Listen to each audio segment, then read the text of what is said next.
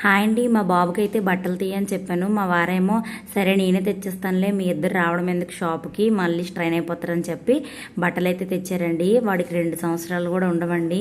వాడికి 25 సరిపోయే బట్టలు అయితే తెచ్చారు. ఇంకా అలా అన్నాను. నెక్స్ట్ టైం నుంచి నేను తేను అన్నారు. అమ్మయ్య మనసులో అనుకున్నా, రక్షించావు అనుకున్నాను. వీడైతే విసిగిపోతున్నాడండి. మా వాడు ముడుకులు కిందకైతే మాత్రం బట్టలేడండి, ముడుకులు మీదకి వేస్తాడు సమంతలాగా. అంత షోయింగేనండి వాడు.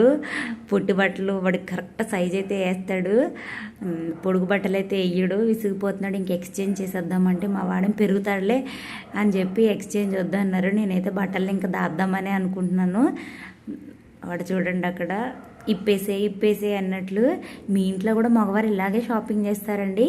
అయితే కామెంట్ సెక్షన్లో కామెంట్ చేయండి. అండ్ ఈ వీడియోకి అయితే ఓ లైక్ అయితే చేసేయండి. బాయ్.